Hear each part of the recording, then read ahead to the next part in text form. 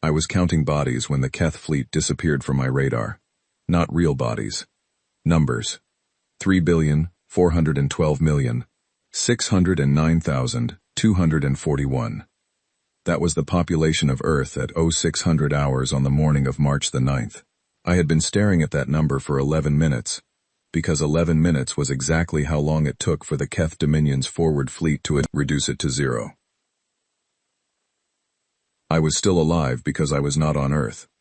I was 400,000 kilometers above it, alone in Relay Station Heron, a communications hub no larger than a cargo freighter. My job was to bounce signals between Earth and the outer colonies. It was the kind of job that people forgot existed until something went wrong. Nothing had ever gone wrong before. Now everything had gone wrong at once. I watched through the external cameras as the last fires below me folded into darkness. The Keth did not use explosives. They used something the xenobiologists had named thermal cascade emitters. The beams they fired did not destroy, they heated. Every molecule of atmosphere, water, soil, and living tissue on the surface of Earth was raised to a temperature that made survival impossible. It happened quickly. I told myself that was a mercy. I do not know if I believed it.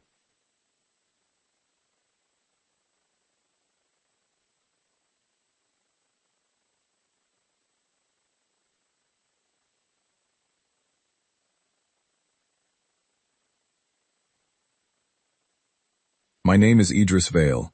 I had been stationed on Heron for 7 months.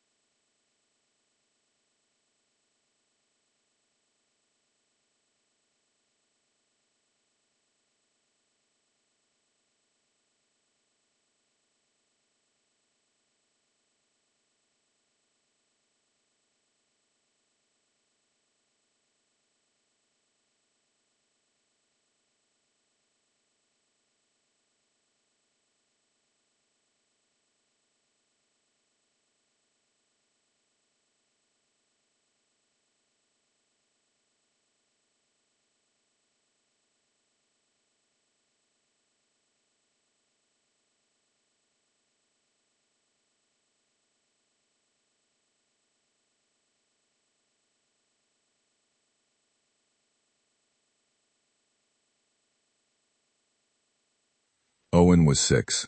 Lila was 4.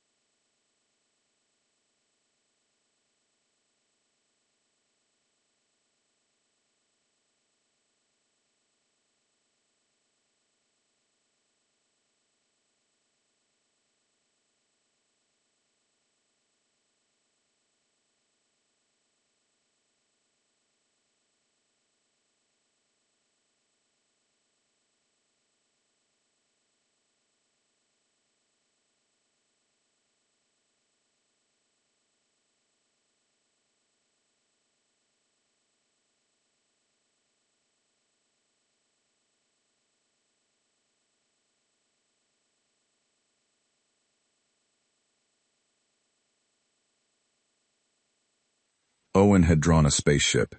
He said it was me.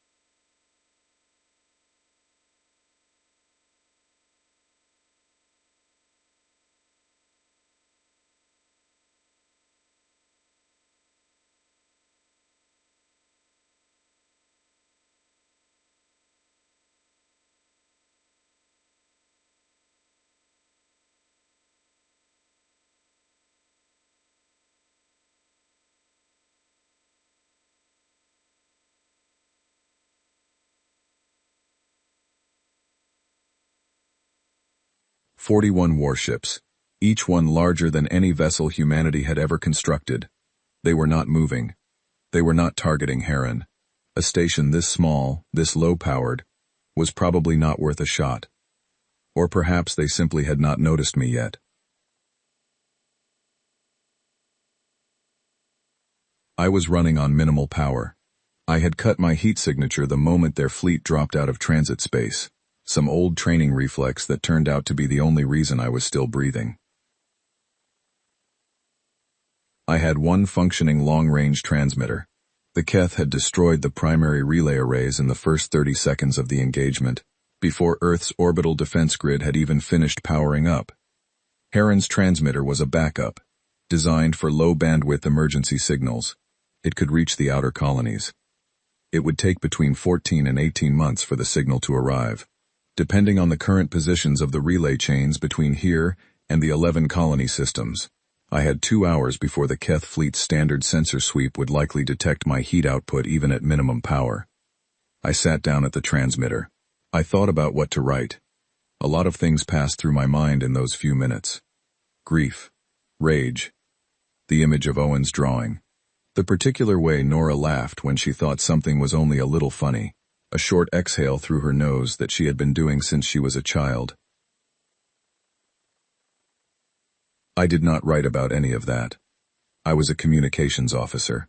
My job was to send signals that meant something. Signals that got the right information to the right people.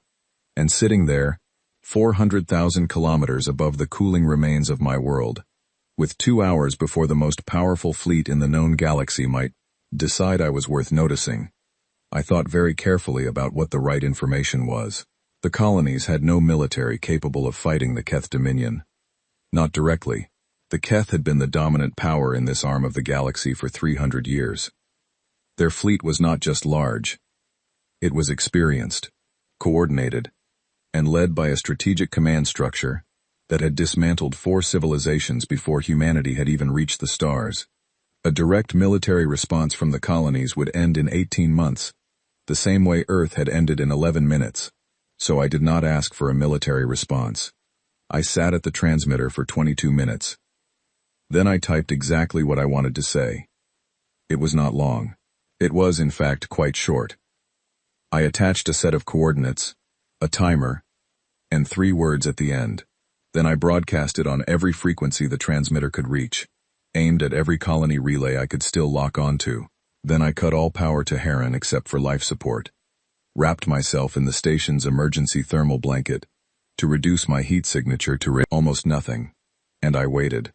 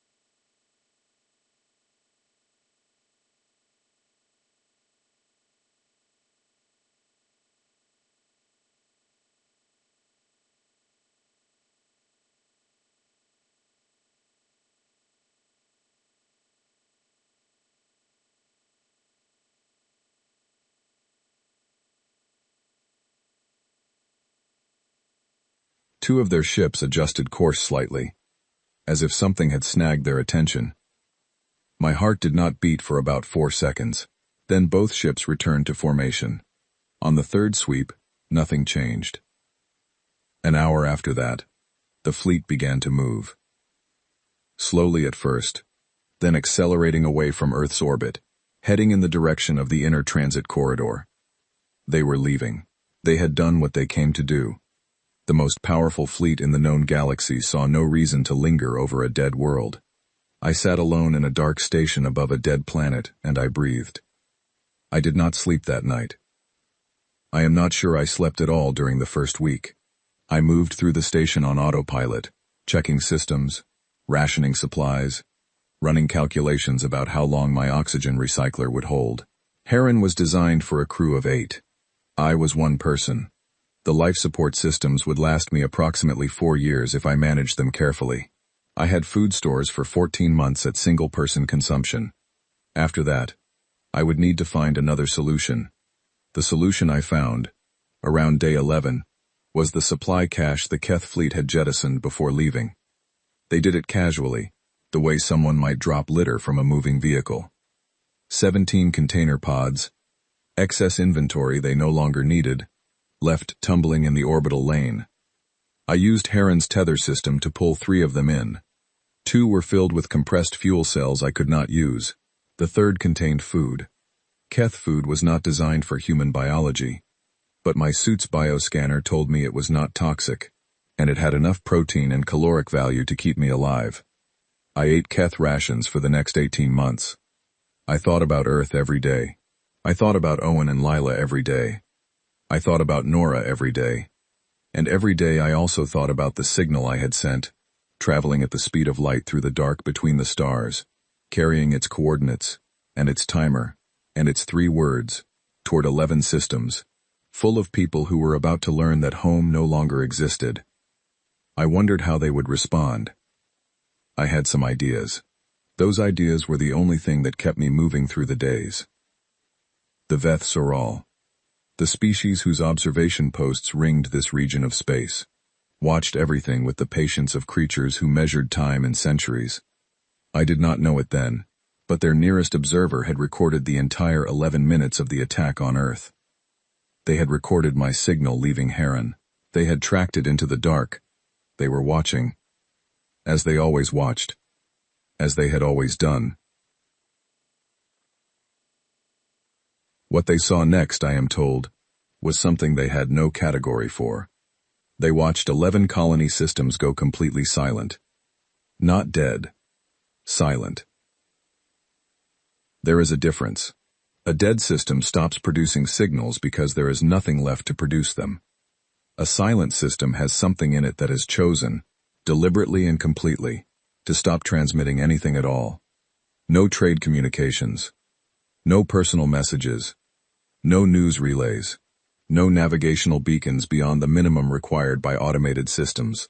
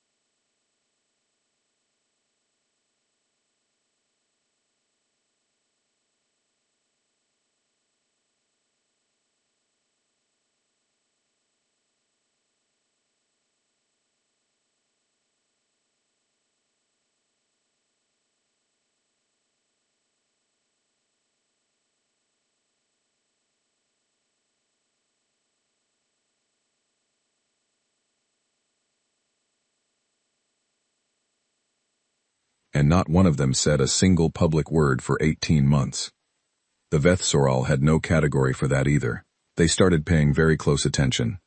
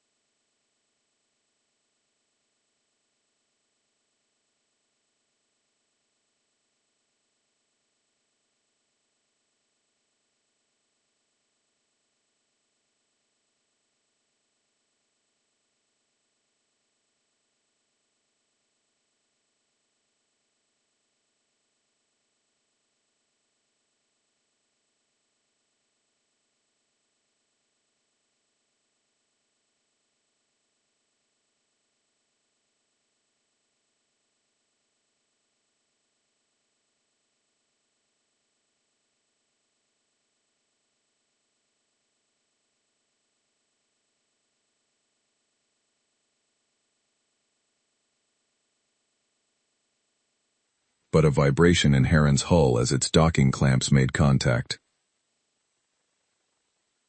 A hull vibration I had not felt in 18 months. My hands were shaking by the time I got to the airlock. The ship was called the Marin Cross. It was a colony supply vessel out of the Ardennes system, one of the 11. The woman who came through the airlock first was about 50 years old, with gray-streaked hair cut short, and the kind of eyes that had been carrying something heavy for a long time. Her name was Louise Adler. She was the captain. She looked at me for a moment without speaking. Then she said, "You are Idris Vale." I said yes. She nodded once, slowly. "We got your signal 8 months ago. It took us 6 months to get here." She paused. "I wanted to tell you in person. Your signal reached all 11 systems.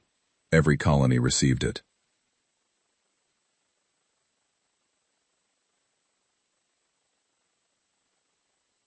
I asked her how they had responded.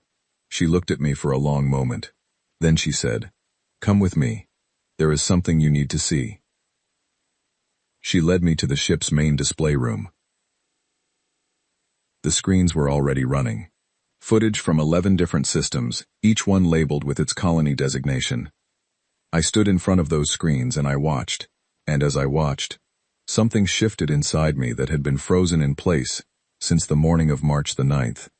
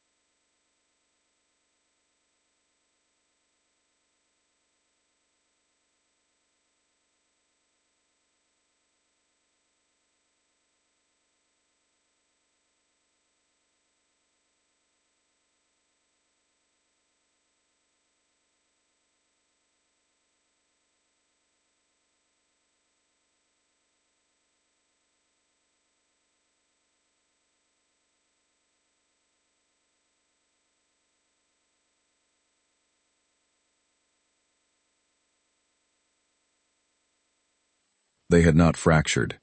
They had not sent desperate diplomatic signals to the Galactic Council begging for protection, which would have been useless. They had not attempted to flee into deeper space, which would have been fatal. They had not raised their voices. They had gone to work. Every shipyard in all 11 systems had been running without pause. Not building warships in the traditional sense, building something more specific than that. Vessels designed for insertion rather than engagement. Quiet ships. Dark ships. Ships that did not need to fight anything because they were never going to be seen. Ships capable of navigating to preset coordinates and delivering their payloads with precision, measured in meters, and that was only what the shipyards were doing. The foundries had been running. The research stations had been running. People I had never heard of, in systems I had visited only on maps, had apparently spent the last 18 months solving problems that no one had ever needed to solve before, because no one had ever needed to do what the colonies were now preparing to do. Louise let me watch for nearly an hour before she said anything else. Then she said, "Your signal contained 4 things: coordinates, a timer, instructions, and 3 words." I nodded. "The coordinates," she said, "were the locations of every Keth Dominion supply chain node that our long-range observers had catalogued over the past 40 years. The timer was set for 548 days from the date of transmission." I nodded again. "The instructions," she said, and she paused here, looking at me carefully, "were not instructions for fighting. They were instructions for ending."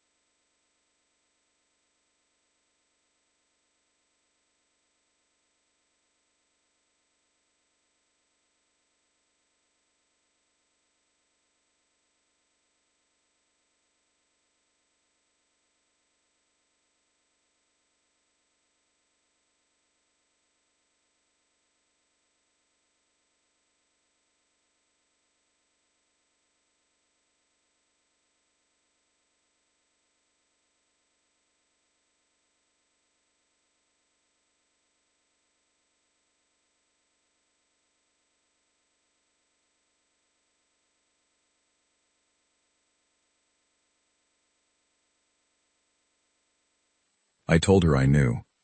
Idris, she said, quietly. A lot of people have questions about you. About what you knew when you sent that signal. About what you were thinking. I looked at the screens. I looked at the ships being built. I looked at the faces of people I did not know, moving through foundries and laboratories and command centers on 11 worlds, all of them moving with the same quiet, deliberate focus. I was thinking about my nephew's drawing, I said. Louise looked at me for a moment. And she did not ask me anything else about that. She showed me to a cabin. She told me the Marin Cross would have me back at Ardennes Colony in 6 weeks. She told me that when I arrived, someone would want to speak with me.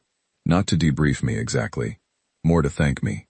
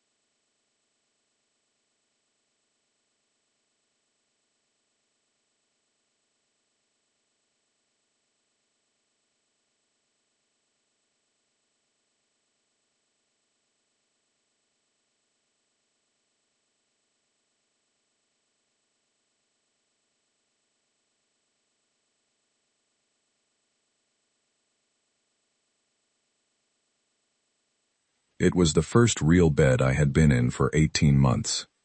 The sheets were clean, and the room was warm, and somewhere in the wall behind me I could hear the quiet pulse of the ship's drive. The timer I had set in my signal had 104 days remaining. I lay there in the dark, and I thought about the Keth Dominion. 32 systems. Hundreds of inhabited worlds and stations. A military and logistics infrastructure that had taken 3 centuries to build. A fleet that had dismantled 4 civilizations and seen no reason to worry about a 5th.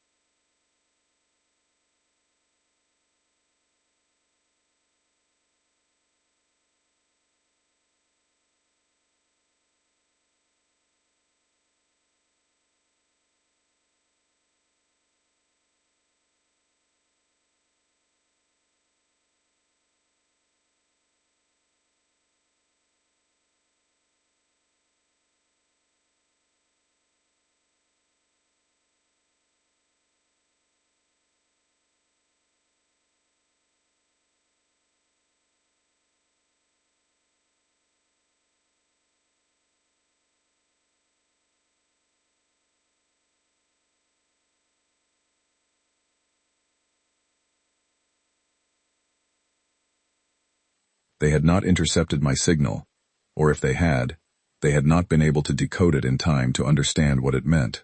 They had gone back to doing what they always did, moving their fleets, running their supply lines, living in the certainty that the thing they had done to Earth was finished, and that the species they had done it to was no longer a concern. I thought about that certainty. I thought about what it was going to feel like when it stopped being true.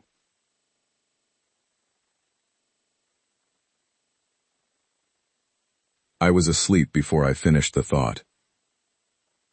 It was the deepest sleep I had had in 18 months, and I did not dream of anything at all. The Veth Soral observer assigned to this region of space, a being named Soral Teth in their own language, had been watching humanity for 60 years. This was not unusual. The Veth Sorrel watched everyone. It was what they did. They observed. They recorded. They filed reports, and they did not intervene. They had not intervened in 300 years, not since the last time they had tried, and discovered that intervention made outcomes worse, more often than it made them better. Sorrel Tethevani filed a report 18 months after the destruction of Earth. The report noted that 11 human colony systems had gone simultaneously and completely silent, following the receipt of a signal from a survivor, near Earth's orbit.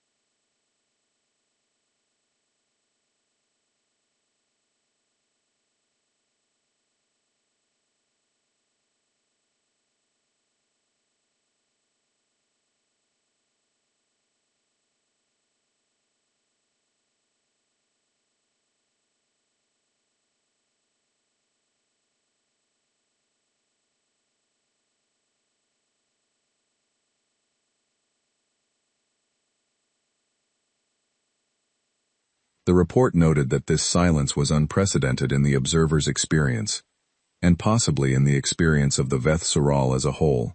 The report recommended that observation be intensified. The recommendation was approved within hours.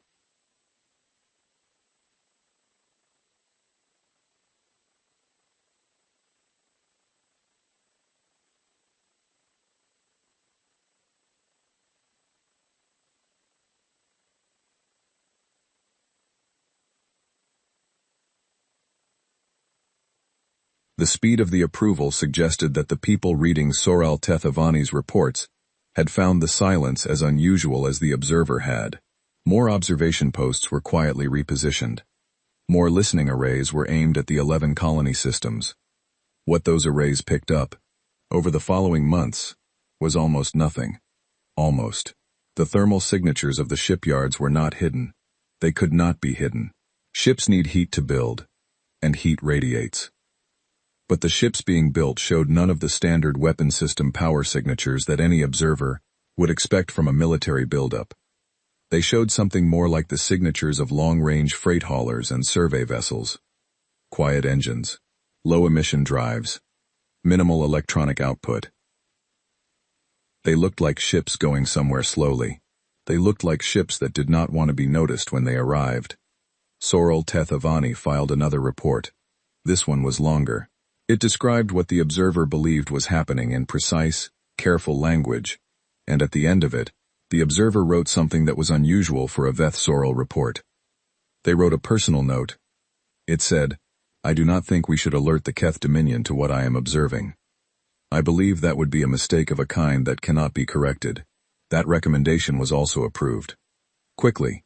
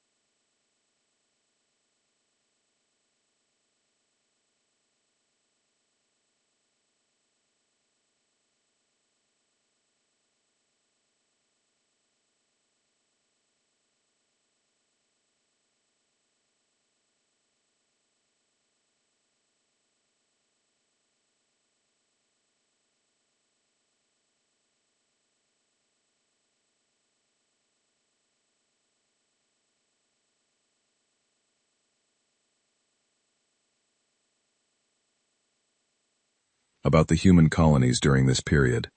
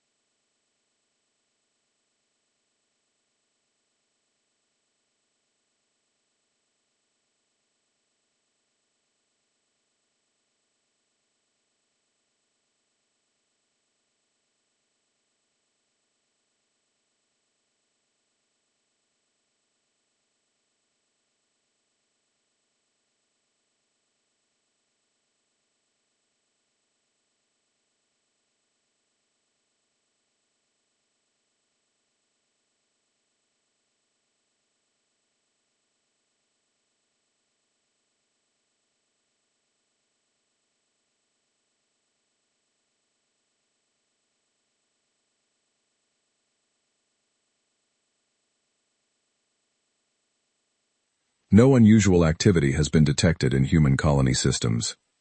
Standard monitoring continues. This was not, technically speaking, a lie. The Vethsoral monitoring was not Council monitoring. The Council's own sensors showed nothing unusual, because the human colonies were producing nothing that Council standard sensors were calibrated to detect. The Keth ambassador accepted the responses without pushing further. The Keth Dominion was not particularly worried about human colonies. They never had been. Humanity had been a minor species when the Dominion first catalogued them.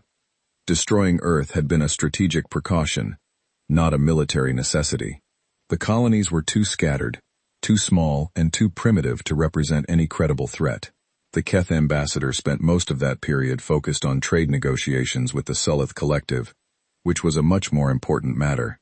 On Ardennes colony, I stood in a room with 6 people I had never met, and looked at a display showing the positions of 217 vessels spread across the space between the colonies and Keth territory.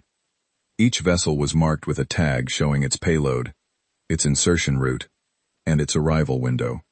The arrival windows all converged on the same moment.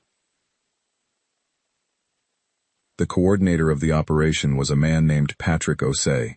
He was 61 years old, former head of logistics for the Ardennes shipyards, and he had the bearing of someone who had been solving large, complicated problems for so long that they had stopped being able to feel stress in the normal way. He went through the display with me methodically, pointing at each cluster of vessels and explaining what they were carrying and what they were going to do.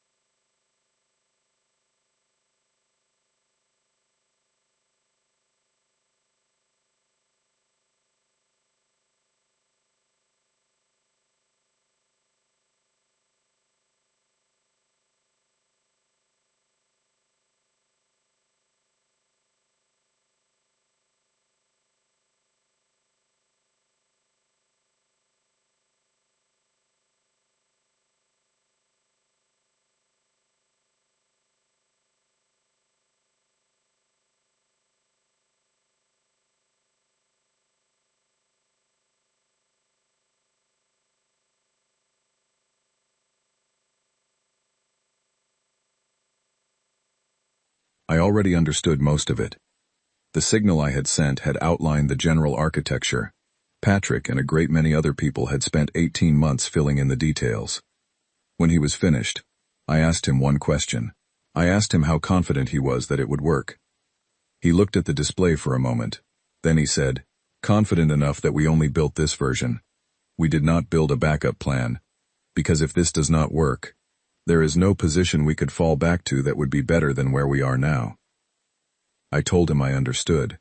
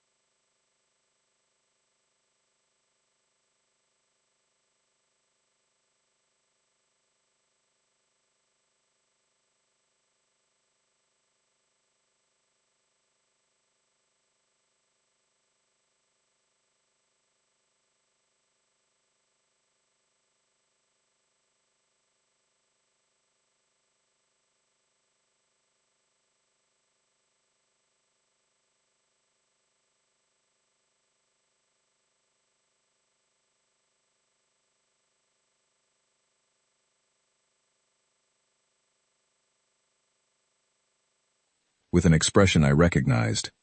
It was the expression of someone who has been carrying something for a long time and has become accustomed to the time. You know, he said. When your signal arrived, a lot of people were ready to fall apart. And then they read what you sent. And something happened. People stopped falling apart and started doing things. I have thought about why that is, many times over the past 18 months. I waited. I think it was because you did not ask us to grieve, he said. You did not give us time to grieve. You gave us a task.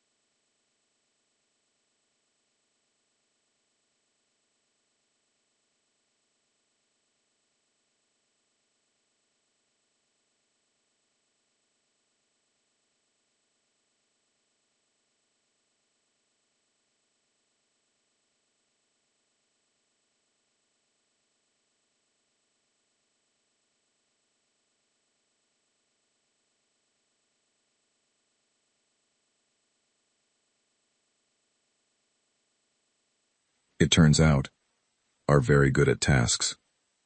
I did not say anything for a moment. Then I said, my nephew used to say that if you want to stop being sad, you should make something. Patrick looked at me. He said, how old was he? I said, 6. He was quiet for a moment. Then he said, he was right. We stood there looking at the display together. 217 vessels, moving in silence through the dark between the stars, each one carrying something specific, each one aimed at a specific point in the Keth Dominion's infrastructure, all of them converging on a single moment in time. 89 days remaining on the timer. The Keth Dominion had built its empire over 3 centuries on the principle that overwhelming force, applied at the right moment, made everything else unnecessary. If you were powerful enough, you did not need to be clever. You did not need to be patient. You did not need to understand your opponents. You needed to be able to destroy whatever they built faster than they could build it. And the calculation never needed to go any further than that. That principle had worked for 300 years. It was about to stop working. Not because humanity had matched the Keth in force. We had not. The Keth Dominion's military capability was still far beyond anything the 11 colonies could field in a direct engagement. If it came to a straight fight, the outcome would be the same as Earth, just spread across more planets and taking a few more hours. It was not going to come to a straight fight. The ships were in position when the timer hit 0. I was on Ardennes, in the operations center, standing next to Patrick O'Say and a woman named Clara Ingram, who was the colony's communications director.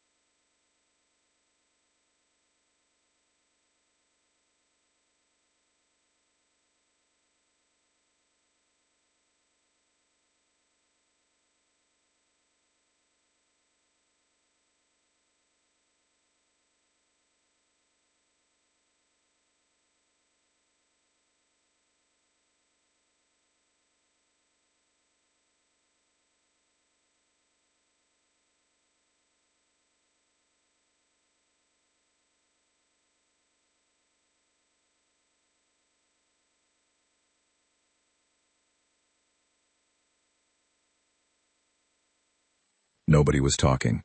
The display showed the positions of all 217 vessels, each one a small green dot on a map that was mostly darkness.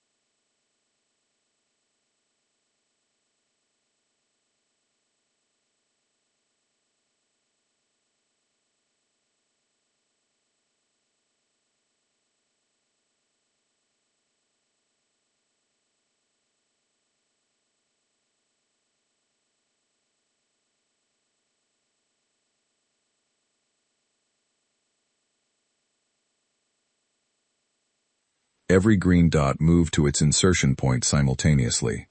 Then we waited. The first confirmation came 11 minutes after 0 hour.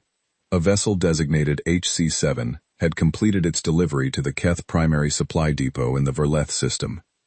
The depot's power grid had gone offline. Not exploded, not burned, simply stopped. The way a machine stops when the thing that tells it to run is no longer there. The second confirmation came 14 minutes after 0. HC12 had reached the Keth communications relay hub in the Desori system. The relay hub's signal output had dropped to 0. The confirmations kept coming. One after another.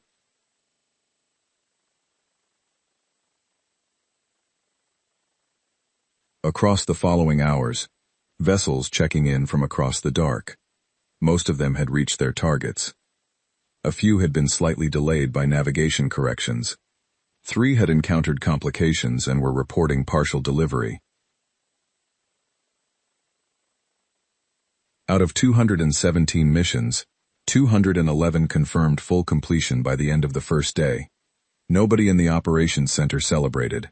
Nobody made noise of any kind. Patrick stood next to me and watched the confirmations come in, and at some point I realized he was doing the same thing I was doing, which was counting. Clara broke the silence after the 150th confirmation. She said, very quietly, the Keth communications grid across sectors 1 through 7 is non-functional. Their fleet command network has no signal path to 14 of their 32 home systems. A man named Gregory Wells, who was the operations center's data analyst, looked up from his console and said, supply route Alpha through Delta is offline. The Keth forward fleets are operating without resupply capacity. The confirmations kept coming. What the 217 vessels had delivered was not weapons, in any traditional sense. They had delivered small, Precisely engineered systems designed to interact with Keth infrastructure in ways that the Keth had never anticipated, because the Keth had never had reason to anticipate them. They had delivered systems designed by human engineers who had spent 18 months doing nothing else but studying the Keth Dominion's infrastructure, and finding every point where a small intervention would produce a large effect.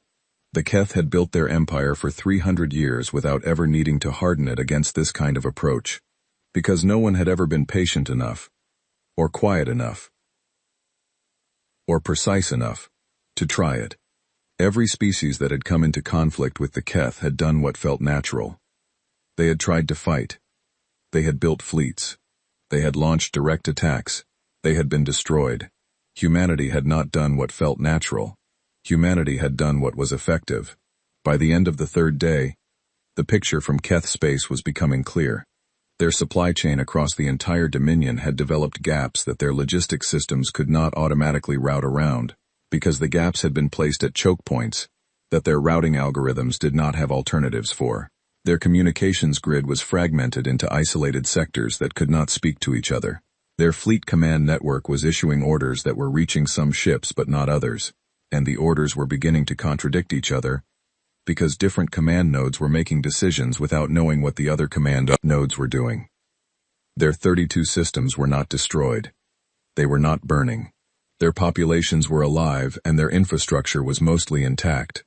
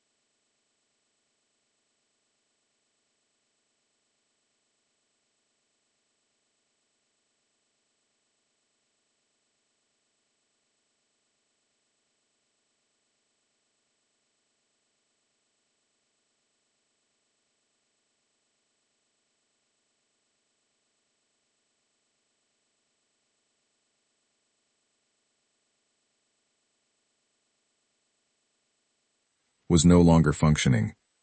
And without that nervous system, 300 years of accumulated power was becoming, day by day, something closer to 32 isolated worlds, each one wondering what was happening and receiving no answer.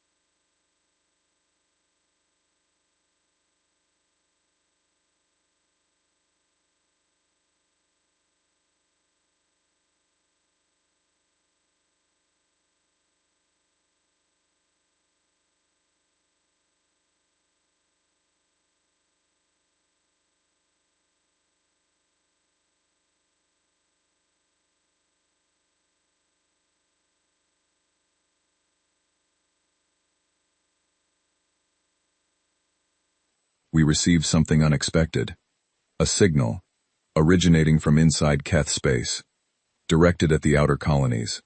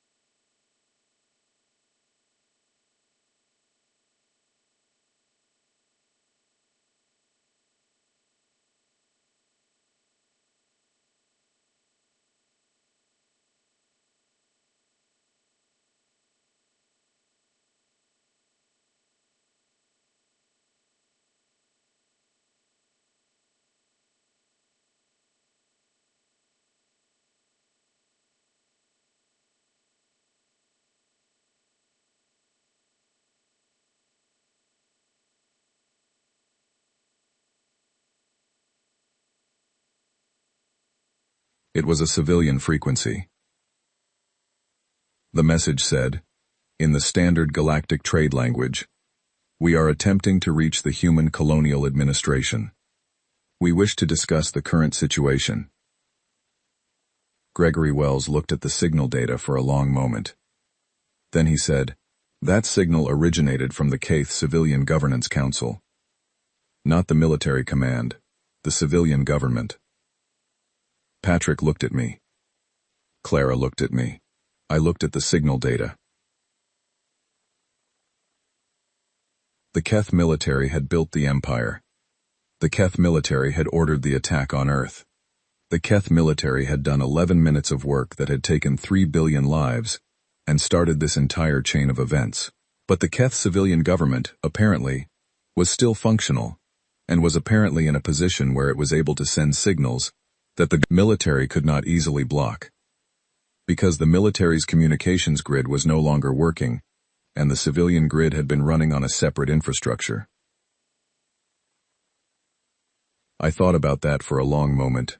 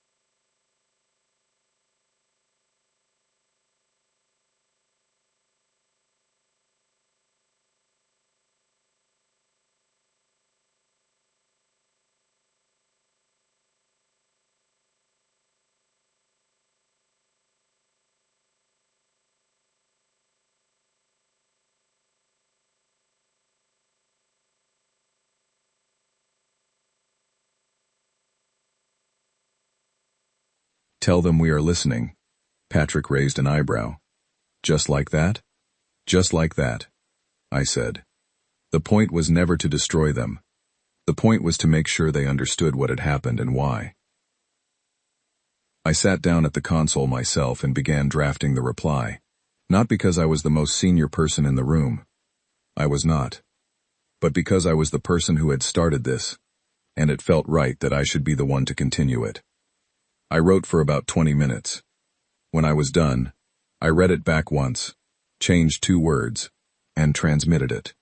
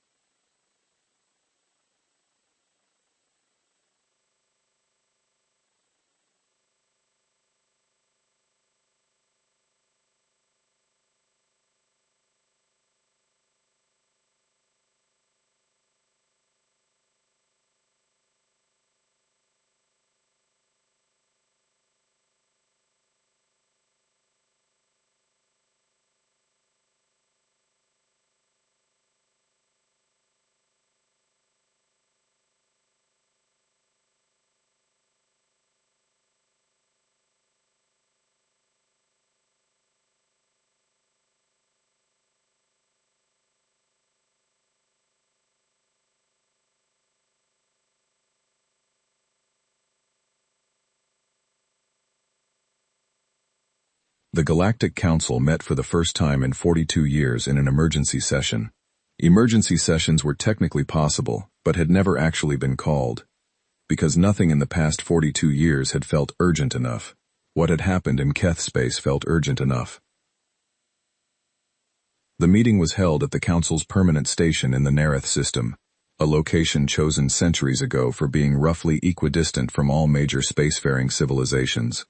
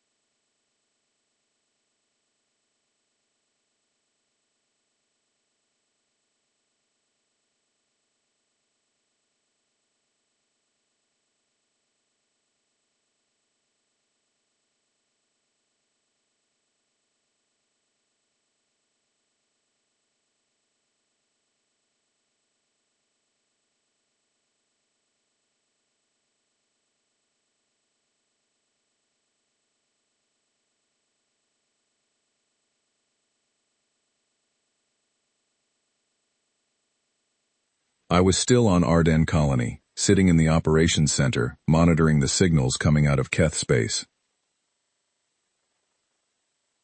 But Patrick was there, representing the human colonies, along with 3 other senior people whose names I did not know well at the time. What I know about the council meeting came from Patrick's account, given to me later, and from the Veth Sorrel Observer's report, which was eventually shared with us in full. Both accounts agree on the broad outline. The council chamber went silent almost immediately after the session opened. Not a polite silence. Not an attentive silence. The silence of people who had expected to spend this meeting managing a crisis, and had just realized that the crisis had already been managed, and they had not been involved. The representative of the Sulith Collective spoke first. She said, in the careful, formal way of Sulith diplomacy, "We wish to understand what the human colonies have done, and how they did it without our knowledge." Patrick, I am told, looked at her for a moment. Then he said, "You had knowledge. You chose not to look for it." There was a pause. The Veth Sorrel representative, an elderly being with the stillness of someone who had attended a great many meetings and knew which ones mattered, said something that nobody in the room had expected. He said, "We observed. We chose not to share what we observed with the council, or with the Keth Dominion. We believe that decision was correct."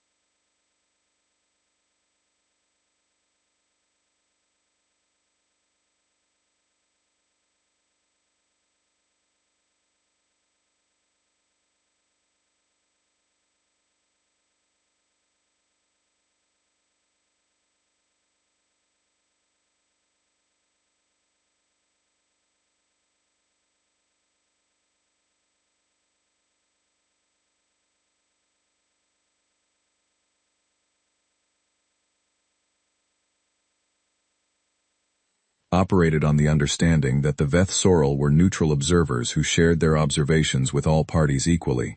The statement that they had actively withheld information from the Keth Dominion, and that they believed this was correct, changed the nature of that understanding considerably. The Keth Dominion's representative, the same ambassador who had spent the past 18 months focused on trade negotiations, said nothing for a very long time. Then he said, "We would like to know what was in the original signal, the one sent from the relay station above Earth." Patrick said, "You received the signal. You chose not to decode it." The ambassador said, "We decoded what we could. The coordinates, the timer. We did not decode the instructions, or the final 3 words." Patrick was quiet for a moment. Then he said, "The final 3 words were not addressed to you."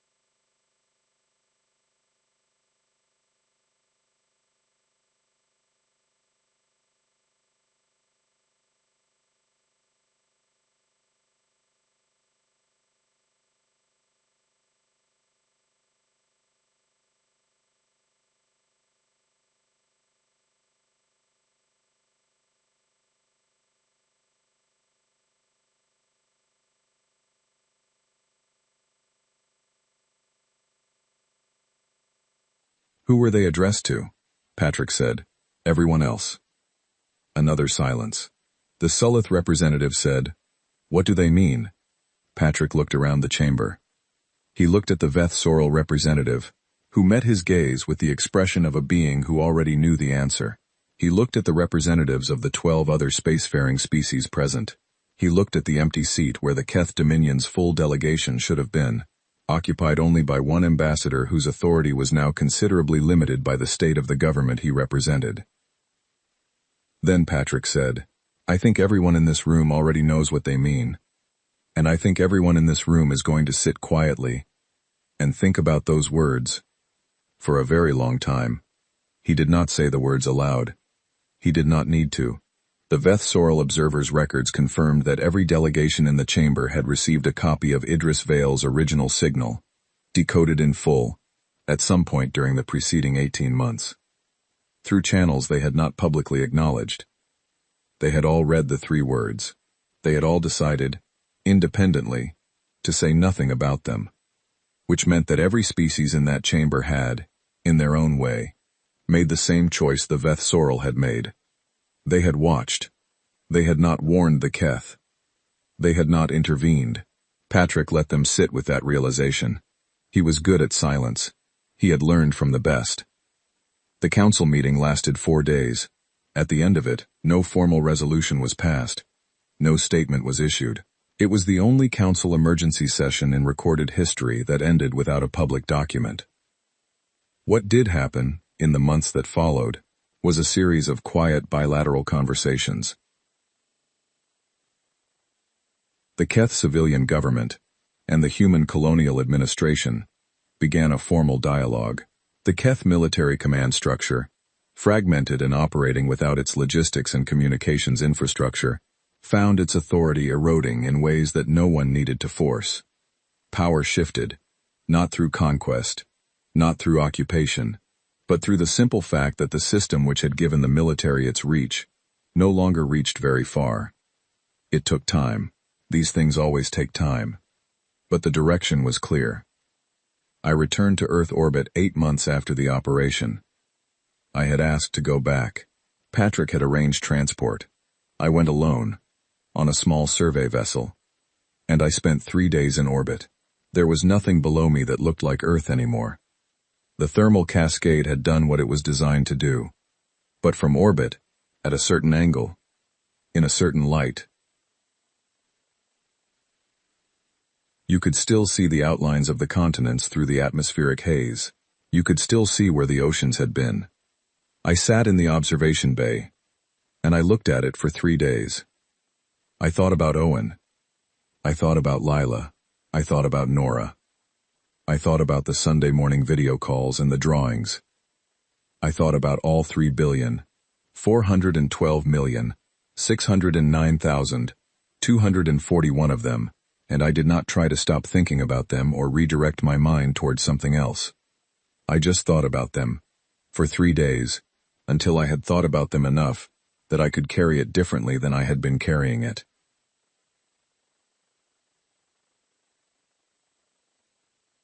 On the 3rd day, I wrote a message to Patrick. I told him I was ready to come back. He replied within an hour. He said there was a conversation he wanted me to be part of. The Galactic Council's session had produced one informal outcome that no one had announced publicly. A proposal was being circulated among several species for a new kind of agreement. Not a treaty exactly. Something less formal and more lasting than a treaty.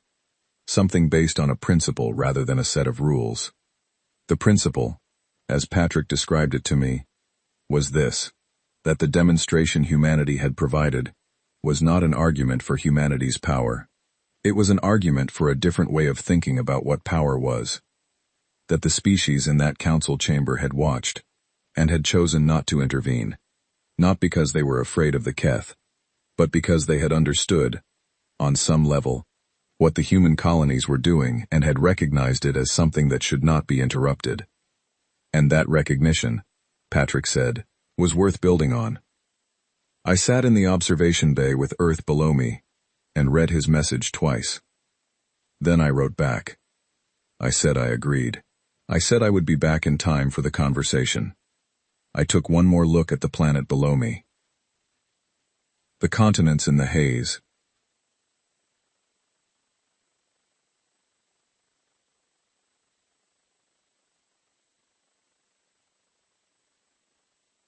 The ghost of the oceans. I thought about Owen's drawing. A spaceship, drawn in crayon. He had put my name on it in letters that were not all facing the right direction. I kept that drawing on a data card in my pocket. I had carried it since before the attack, since the last video call when he had held it up to the camera to show me. I had screenshotted it. It was 6 years old and did not know how letters worked yet, and he had drawn me a spaceship.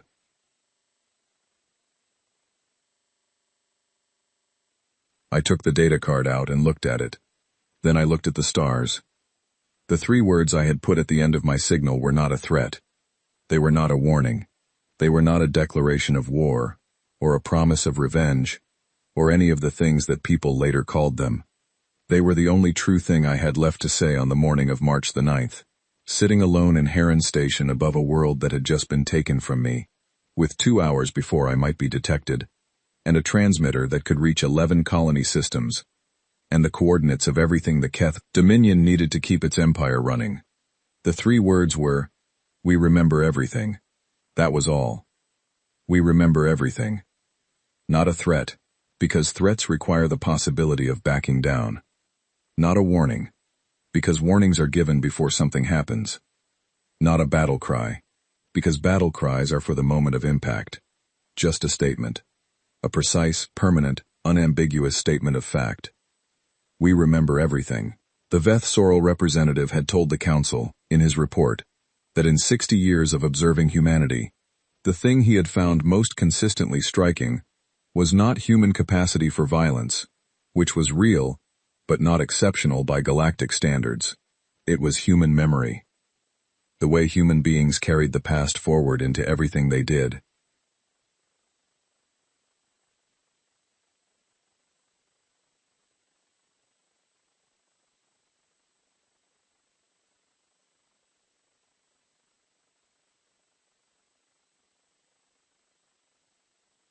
The way a species that lived, by galactic standards, for an almost absurdly short amount of time, had developed a relationship with its own history that made that history feel immediate and present in a way that longer-lived species did not experience. He had written, "They do not treat the past as past. They treat it as a permanent condition of the present. This gives them a relationship to consequence that other species lack. They do not need to experience a thing themselves to act as though they have. They inherit experience across generations."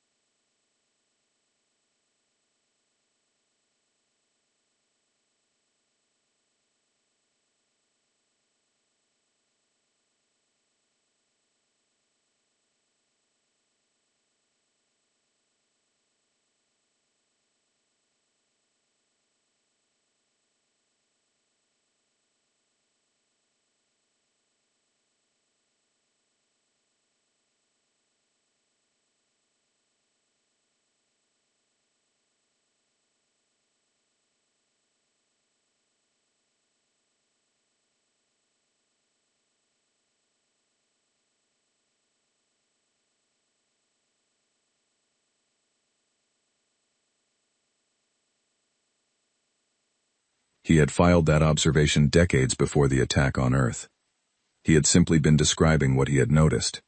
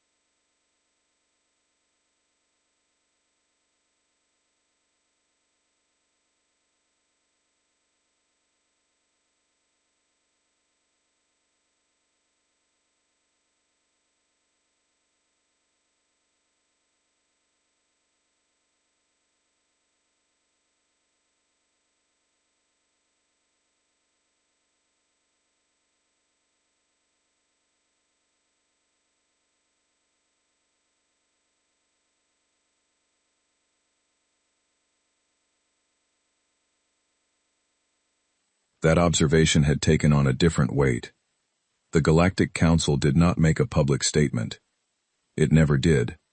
But over the following years, something shifted in the way that the spacefaring species of this arm of the galaxy conducted themselves. Quietly. Without announcement. Without any formal agreement being signed. The things that had been done to Earth stopped being the kind of thing that any species with access to the Council's records was willing to do. Not because there was a law against it. There was no new law. Not because there was an enforcement mechanism. There was no new enforcement mechanism. But because the Council's records now included a very complete account of what had happened when those things were done, and what had followed, and how it had followed, and what 3 words had been enough to make 11 systems containing 900 million people work in total silence for 548 days. The stars, as the saying later went quiet. Not forever, not in every direction, but in the direction of that kind of choice, that kind of calculation, that particular confident decision to look at a species and decide they were not worth worrying about.